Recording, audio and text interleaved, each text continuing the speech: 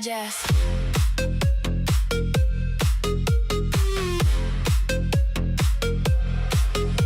Blue sky in my view, bird on the move. Every in and every pitch, I'm locked on the truth.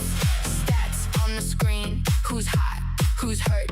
Every win, every loss, we break it down first. Hear that rise, feel that heat. Top of the ninth, under your feet. Jay's Digest. Jay's Digest. Tune in now. Jay's Digest. Big bass swing, big bass drop. Jay's Digest.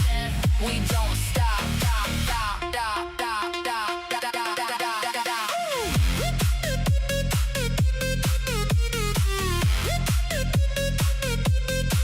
From the first pitch call to the final out, who brought the fire? That's what we're about. Game by game, play by play.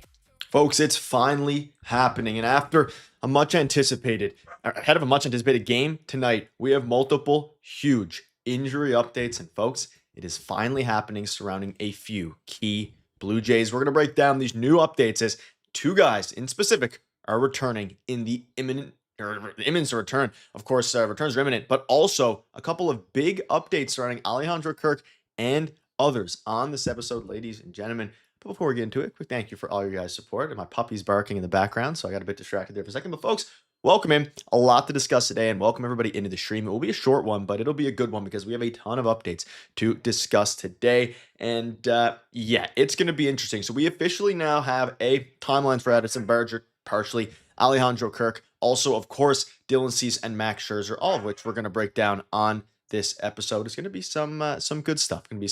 But let's dive right into it. Let's not waste any more time here. So we have a ton of updates to go over today, ladies and gentlemen. And let's start with what's up, Bobby, Jonathan, everybody. Welcome in. It's an exciting time, especially with these updates we got just before this game. So let's dive into one of the first updates. Now there is a lot of them, but this is the big piece of information that is out of today. So Dylan Cease is set to start for the Toronto Blue Jays. Max Scherzer Wednesday. Shane Bieber is starting on Thursday. So this is very good news. So obviously with Dylan Cease, he's playing Tuesday. You have Scherzer Wednesday. So all of a sudden, not only are both starting pitchers back, you now have a 5-man rotation. Spencer Miles is moved to the bullpen.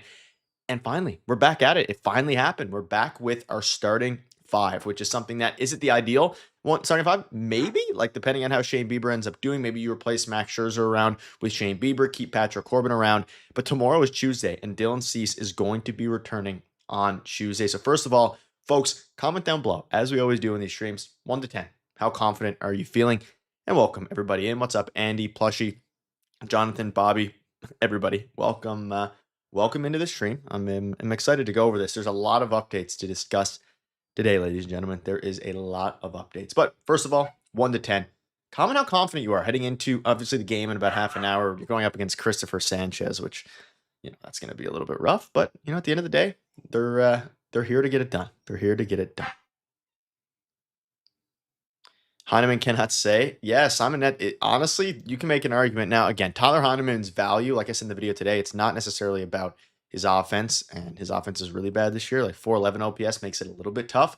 His value is specifically on his defense, which is really good, and his ability to kind of catch and call games, right? And that's something that, luckily, Brandon Valenzuela has absolutely destroyed. He's been really, really good, but, Heineman, more of a veteran guy. 8 out of 10 in Cease, 1 out of 10 in Scherzer, 6 out of 10 on Bieber. And for today's game, 6 out of 10. This would be a massive win. I mean, you're going up against the best starting pitcher in baseball, at least as of late. 3 out of 10 momentum swings when Cease comes back. Yeah. I think so as well. And it's not just Dylan Cease. You have Alejandro Kirk. You have a lot of these guys now who all of a sudden are putting themselves in an extremely good position, right? Like, it's been an up and down year. It's been worse than an up and down year. This year has been terrible, right? Overall, I think the overarching theme here is this year has been pretty bad. But at the same time, you're in a pretty darn good spot right now. And it's not just, of course, Dylan Cease. There is some other updates as well. And again, this is from yesterday. Keep in mind, Dalton Varsho, he was dealing with an injury, but he's looking pretty fine now. I'm actually going to check the lineup for tonight's game because I've been so busy, I haven't even gotten a chance to do that. So I will check right now. Excuse my puppy barking in the background. That's how it goes right now. Yeah, there's no lineup. Am I crazy? There is. So Varsho's still out of the lineup tonight. You have Straw hitting 7, which is insane. Interesting. I'm sure they have some, interesting metrics on their own side. But keep in mind, Dalton Varsho is going to be out tonight. So he is out tonight. And hopefully he's okay. But not only that, we have a ton of other updates to dive into. So let's start with Alejandro Kirk. His rehab assignment moves up to AAA tomorrow, which is really, really encouraging news because his rehab assignment obviously moving up to AAA. And you have Jimmy Garcia, who all of a sudden now is like kind of close to returning. He will stop in Toronto on his way to his rehab outing on Wednesday. And then Shane Bieber starts on Thursday. I mean, folks, there's just so many good pieces of news here. I mean, Bieber's nearing a return. You have Jimmy Garcia nearing a return. You have Alejandro Kirk nearing a return. And kind of to go into the full Kirk update here, DHing tomorrow. And then we'll catch on Wednesday and Thursday. This is huge, by the way. That's 3 straight games he's going to be playing. Like Ben Shulman said in the broadcast, if you play 3 straight games, it means you're probably going to be returning after that. They're hoping that he plays Friday against the Yankees, which is a little bit insane. Verlander isn't such a bright spot. Not sure where he'd be without him. Getting Jimmy Garcia back will make the bullpen deep. Yeah. I mean, the bullpen's already pretty deep, but then you add Jimmy Garcia, even just adding the starting pitching will help the bullpen immensely, right? It'll help them very, very much because obviously, this starting pitchers have been pretty good. The offense has been so bad that they've had to use bullpen games basically like every game. And I'm not saying full bullpen games, but to a degree, right? Bullpen games in general, almost every single game, which is a little bit nuts. And then of course, outside of that, you have Louis Verlander, Braden Fisher, Mason Flaherty, all these guys kind of being near the top of the league in appearances and innings pitched. So Chuck E. Cheese should start over Andres. Yeah, he had a good game there yesterday, though. He got I don't want to say the game-winning hit, but one of the really important hits in the game. And again, here are the probables. We now know it's Dylan Cease Tuesday. Today's obviously Corbin versus Sanchez. Dylan Cease Tuesday. And then on Wednesday, our boy Max Scherzer. I'm very curious to see how Max Scherzer is going to do, but Verlander's been such a bright spot. Not sure where he'll be without him. Ernie Clement non-double play. Yeah, probably the wrong call, to be quite honest with you. I don't think it was the right call. I think it was probably the wrong call. I think he probably went out of the baseline, and Hunter Windelsted's comments after the game probably didn't help if you're on the Orioles' perspective of things. But it is what it is. It is what it is. We'll take it. We'll take it as Jays fans. Can't be too upset. But again, Alejandro Kirk, very, very good news. You have Kirk returning. Jimmy Garcia, the update on him. Just for an update here.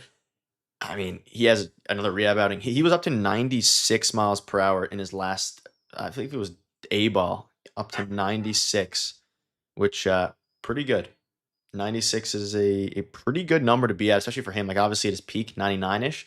I don't know if he ever fully touched 100.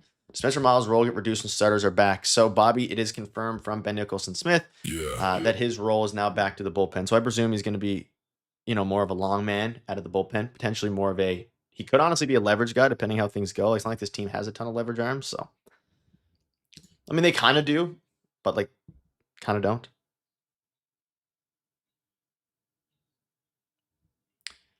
And yeah, Shane Bieber again starts for Buffalo on Thursday, which that's a AAA start. And then again, they're probably going to do at least one more start out of him after that, just because of the fact that he's been gone for so long. What about Berger? Yeah, the update on Berger, I can tell you right now, I forgot to grab the screenshot for it, but it is a positive update. He is progressing well. He continues to ramp up and is making progress. And then also Dalton Varsho hitting with pretty good intensity off the pitching machine today. So all good stuff overall, folks. All good stuff. Can't really complain.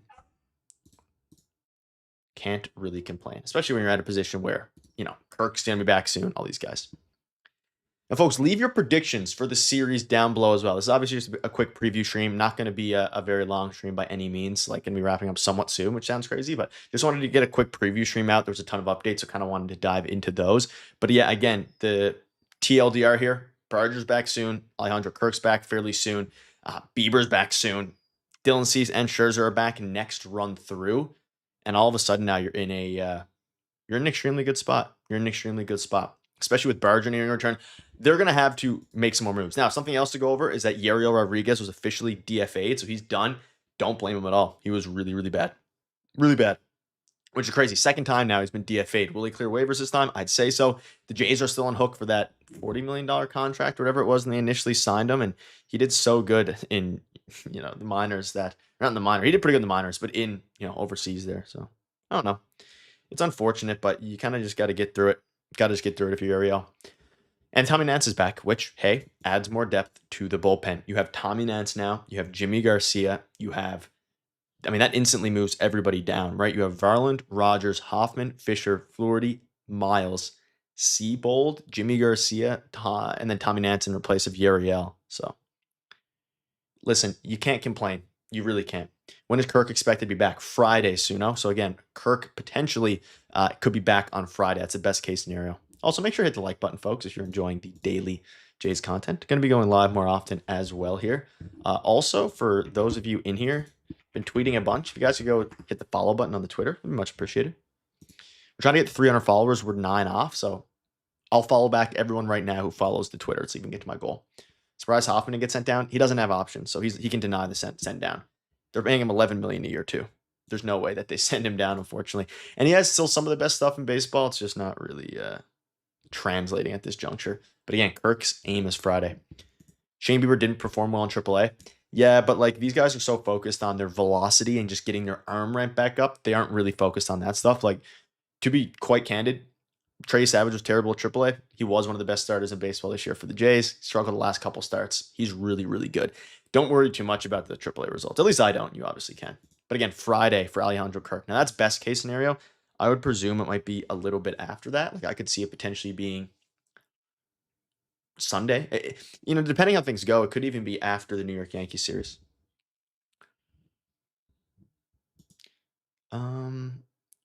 What could a healthy Santander do later this year? If the team gets a playoff spot, do you think he could be a factor? Good question. It's kind of similar to last year, almost a similar question. He wasn't a factor. I honestly, my truthful response is that I think they're going to go out and acquire a righty batter that mashes lefties to replace not Miles Straw necessarily, but to stop Miles Straw from starting games like this.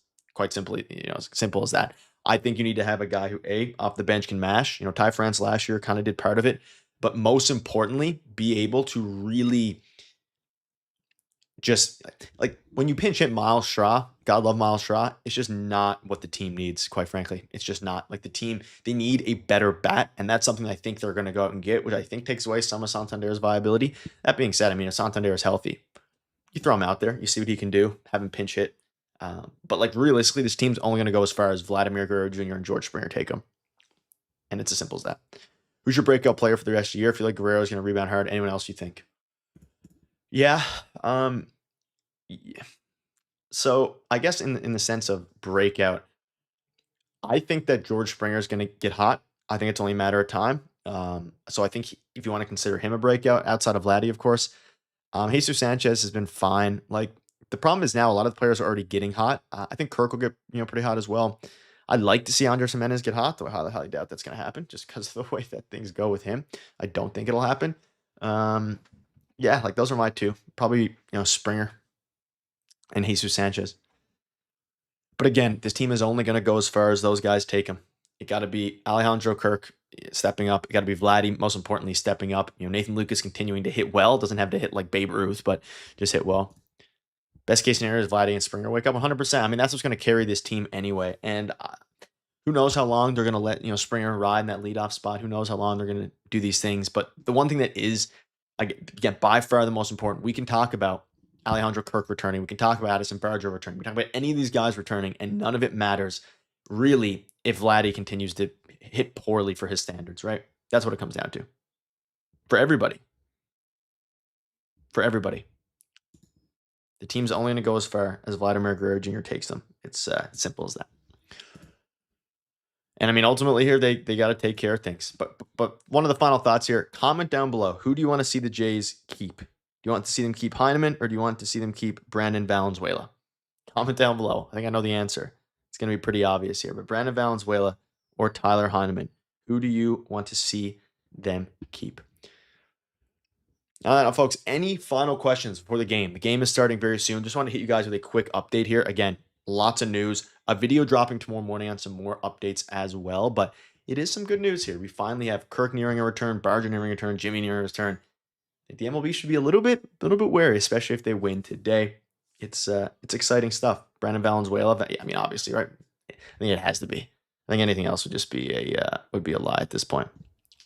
By Heineman, you could argue that, yeah, he's definitely negative WAR. Leave your prediction for the game tonight. I'm going 5-4 Jays. I don't think they're going to get to Christopher Sanchez, but I think they're going to go on the Phillies bullpen. I'm not sure though. Eloy's playing in AAA right now. He went 0 for 5, I think, to start. Vladdy pisses me off. Yeah. If you could add any prime historical Jays player to help this team out, who would you pick?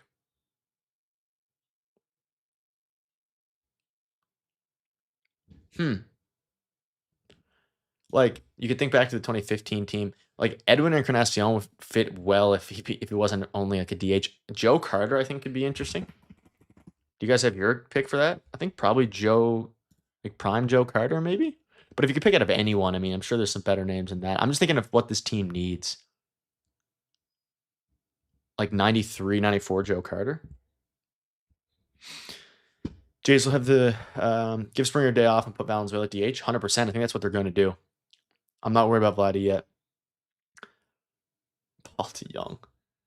Nightmares. Some of my Paul DeYoung videos did the best out of all my videos randomly, which is kind of surprising. Alomar. Anyways, folks, comment that answer down below. There will be a video tomorrow at around 9 in the morning Eastern, so make sure to check that out again. Sorry for the quicker stream. I'll have more this upcoming week. Girlfriend's on vacation, so it's a bit hard managing the puppy and doing live streams. But one thing is for certain, watching every single Jays game. Jose Berríos is a great answer. Going to keep you guys up to date every single step of the way. Kirk returning. Vibes are at an all-time high for this season. If you win tonight. Cease returning. Kirk returning. Barger returning. Scherzer returning. Everybody's returning. Need the boys to heat up, and this is the perfect game to do so. And yeah, I'm excited for it, ladies and gentlemen. 9 minutes. Bunny Kennedy. Who was I thinking? Cliff Pennington. That'd be my pick. But folks, thank you all for tuning in. Make sure to hit the like button on your way out and check out the Twitter as well. But yeah, exciting stuff. Wanted to give you guys an update before the game, of course. And thank you guys for tuning in. Obviously a shorter one, but there'll be more long ones. Multiple long streams next week, all 30 minutes plus. But thank you guys for watching, and see you in the video tomorrow. Yeah.